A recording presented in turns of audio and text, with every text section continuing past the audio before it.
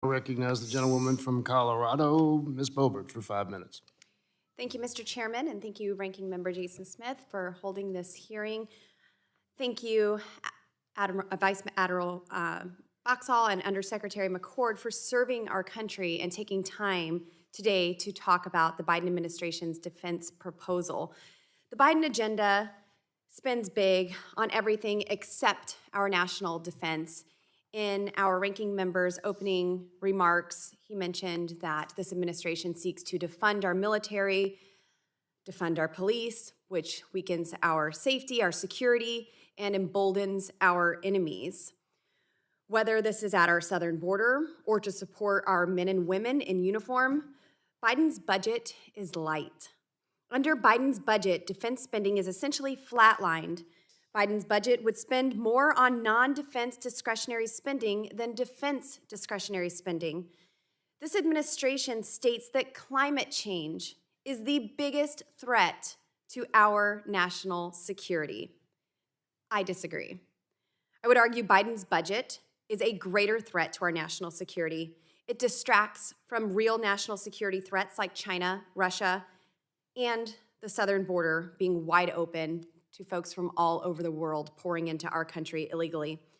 Instead, this budget prioritizes a radical agenda through increasing funding for pandemic preparedness, climate change adaptation, and bringing critical race theory ideologies into our military.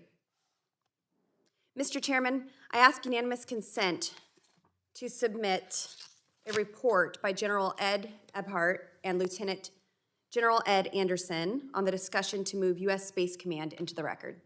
Without objection. Thank you. Admiral, thank you for being here today. Keeping in mind the context that I just laid out, I want to now turn to a study by a retired commander of Air Force Space Command and NORAD Northcom and a retired lieutenant general. This study says that the decision to move the U.S. Space Command from Colorado Springs, Colorado to Huntsville, Alabama, lacked evidence that cost was a priority. It says that leaving the Space Command in Colorado will save taxpayers more than $1.2 billion and get the command to full mission capability 7 years faster. Those numbers don't even include the cost of building survivable communications in Alabama or incentivizing civilians to move there. Given that the Biden administration did not see fit to increase the defense budget at the rate of inflation, why would we waste $1.2 billion on a project that will delay mission capability 7 years in the newest warfighting domain of space?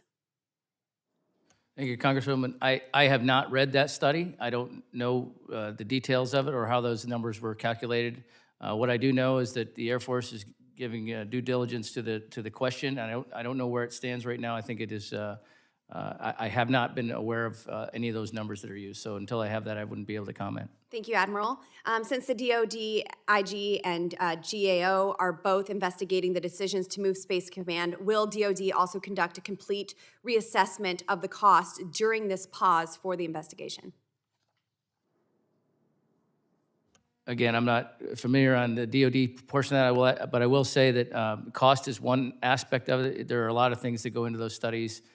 Cost is certainly very important. Capability is critically important. Yes, sir. So all those. Thank you, Admiral. I don't mean to cut you short. I'm sorry, my time is short. I do appreciate that, and I think the American people would be served best by a complete reassessment that includes costs and mission readiness. Now, with the time that I have left, I do want to turn to this budget's proposed increase for unconscious bias diversity training by $68 million. So there are taxpayer dollars going to this critical race theory-based training. I have major concerns about spending taxpayer dollars to teach an ideology that undermines the principles of the Constitution our service members have taken an oath to defend.